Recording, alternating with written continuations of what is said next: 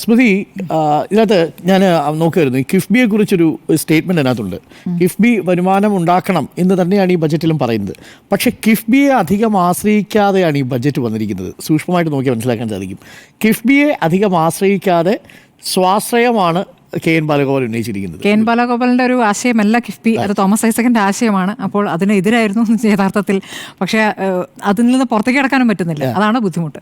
പക്ഷേ ഈ പറഞ്ഞ പോലെ പ്രായോഗികത കുറേ കാര്യങ്ങൾ കൊണ്ടുവരാൻ ശ്രമിച്ചിട്ടുണ്ട്. പക്ഷേ അപ്പോഴും ഈ ബജറ്റിലെ പറയുന്ന വലിയ വലിയ കണക്കുകൾ, ആ കണക്കുകൾ യാഥാർത്ഥ്യവുമായി എത്രത്തോളം ചേർന്ന് നിൽക്കുന്നു, ആ കണക്കുകളിൽ എത്രത്തോളം ഉപയോഗിക്കുന്നു, അല്ലെങ്കിൽ കണക്കുകൾ അപ്പുറത്തേക്ക് ചെലവ് പോകുന്നുണ്ടോ എന്നൊക്കെ നോക്കുമ്പോൾ ആകെ കൂടി താറുമാറായിട്ടുണ്ട് എന്നുള്ളതാണ്. അതിൽ പ്രതിപക്ഷ നേതാവ് ചൂണ്ടിക്കാണിച്ചത് പൊള്ളയായ ബജറ്റ് എന്നൊക്കെ വാചകത്തെ എടുക്കേണ്ടതില്ല എങ്കിലും അതിൽ കുറച്ച് കാര്യങ്ങളുണ്ട്. അതായത് ഈ പറഞ്ഞ പോലെ വലിയ പ്ലാൻ ബജറ്റ് അവതരിപ്പിക്കുന്നു. ഇതേപോലെ കഴിഞ്ഞ ബജറ്റ് അവതരിപ്പിച്ചു. ഈ ഗവർണറുടെ അസന്റിന് കിട്ടും മുമ്പ് തന്നെ പ്ലാൻ കട്ട് ചെയ്തു, 50% കട്ട് ചെയ്തിട്ടുണ്ട്. അപ്പോൾ ഈ സാമ്പത്തിക ബുദ്ധിമുട്ടുണ്ട് എന്ന് അപ്പോഴേ അറിഞ്ഞിരുന്നു എന്നുള്ളൊരു സാഹചര്യം അവിടെ നിൽക്കുകയാണ്. അപ്പോൾ ഇങ്ങനെയുള്ള കാര്യങ്ങൾ നമ്മളിന്ന് ധനമന്ത്രിയോട് അത് ചോദിക്കുമ്പോൾ അദ്ദേഹം അത് നിഷേധിക്കുന്നുണ്ട്. പല പദ്ധതികളിലും വച്ചിരിക്കുന്ന തുക അതിൽ പകുതി പോലും ചെലവഴിക്കുന്നില്ല. വളരെ ചുരുങ്ങിയ രൂപത്തിലാണ് ചെലവഴിച്ചിട്ടുള്ളത്. അപ്പോൾ അതിൻ്റെ കണക്കുകളുണ്ട്. ലൈഫ് മിഷൻ്റെ കാര്യത്തിൽ 1160 കോടിയാണ് ഇത്തവണ വകയിരുത്തിയത്. കഴിഞ്ഞ വർഷം 692 കോടി വകയിരുത്തിയിട്ടുണ്ട്. പക്ഷേ ചെലവഴിച്ചത് വെറും 25%. അതുപോലെ സാമൂഹ്യ സുരക്ഷാ പദ്ധതിക്ക് ഇത്തവണ 100 കോടിയാണല്ലോ.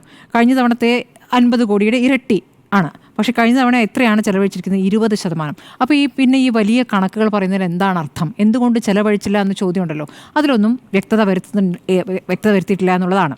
ഇനിയിപ്പോൾ വലിയ തുക വകയിരുത്തിയിരിക്കുന്നതിൽ പലതിലും തന്നെ കുടിശ്ശിക അതിനപ്പുറമാണ്. ഇപ്പോൾ ഉച്ചക്കഞ്ഞി എന്ന് പറയുന്നു. ഇപ്പോൾ ഉച്ചക്കഞ്ഞിയല്ല, ഊണും നല്ല ഭക്ഷണം തന്നെയാണ് കൊടുക്കുന്നത്, ചോറ് തന്നെയാണ്, വിവിധ വിഭവങ്ങളോടുകൂടിയുള്ള ഊണ് തന്നെയാണ് കൊടുക്കുന്നത്. പക്ഷേ അപ്പോഴും അവിടെ 700 കോടിയുടെ കുടിശ്ശികയുണ്ടെന്ന് പ്രതിപക്ഷം ചൂണ്ടിക്കാണിക്കുന്നു. അവിടെയാണ് ഇപ്പോൾ 480 കോടി മാറ്റിവെച്ചിരിക്കുന്നത്. അപ്പോൾ ഇത് എങ്ങനെയാണ് അപ്പോൾ കൃത്യമായി വരിക എന്നുള്ള സംശയം വരികയാണ്.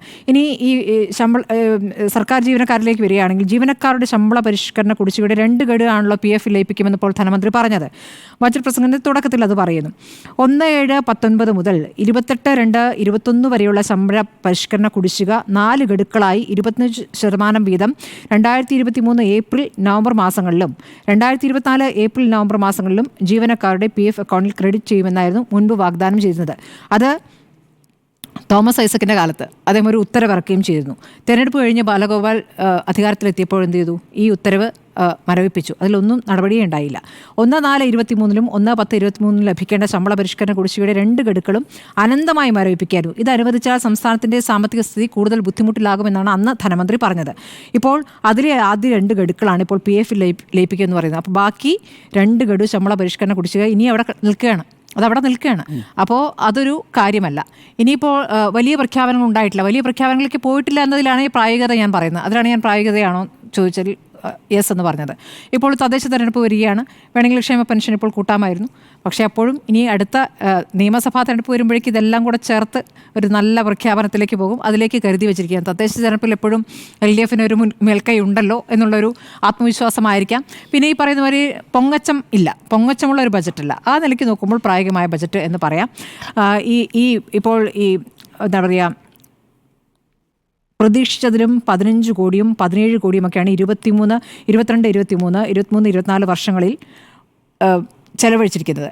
പ്രതീക്ഷിച്ചതിലും കൂടുതൽ ചെലവ് വരികയാണ്. അപ്പോൾ ഇതിൽ പറയുന്ന ഒരു കണക്കിനോട് എങ്ങനെയാണ് ചേർന്ന് നിൽക്കുന്ന ഒരു വിഷയം അവിടെ നിൽക്കുകയാണ്. അതിലൊന്നും അത് കൃത്യമായ മറുപടിയിലേക്ക് ധനമന്ത്രി വന്നിട്ടില്ല. ഒരു എക്കണോമിക് സർവേ ഇന്നലെ തന്നെ വെച്ചിരുന്നെങ്കിൽ കുറച്ചുകൂടി അത് വിശദമായി പരിശോധിക്കാനൊക്കെ ഇത് കിട്ടുമായിരുന്നു. പക്ഷേ ഇന്ന് ബജറ്റിനൊപ്പം തന്നെയാണ് അത് വെച്ചിരിക്കുന്നത്. എന്താ പറയുക, കൃത്യമായി ഇപ്പോൾ വളരെ സ്ലോ ആയി 2 മണിക്കൂർ എടുത്ത് വന്നിരിക്കുന്ന ബജറ്റ് അവതരണം കുറച്ച് കേട്ടിരിക്കാൻ അത്ര സുഖമുള്ള ബജറ്റായിരുന്നില്ല സാധാരണഗതിയിലെ പോലെ. വേഗത്തിൽ പറഞ്ഞു തീർത്താൽ അത്രയ്ക്കേ ഉള്ളൂ കാര്യങ്ങളെങ്കിൽ വേഗത്തിൽ പറഞ്ഞു തീർക്കാം. പലതിലും ആവർത്തനം വിരസത ഉണ്ടാക്കുന്ന കാര്യങ്ങളൊക്കെ ഉണ്ടായിരുന്നു. എന്നാൽ പോലും ഒരു പൊങ്ങച്ചം പറയാത്തൊരു ബജറ്റ് എന്ന നിലയ്ക്കാണ് അതിനെ പ്രായോഗിക ബജറ്റ് എന്ന് പറയുന്നത്. ഓക്കെ,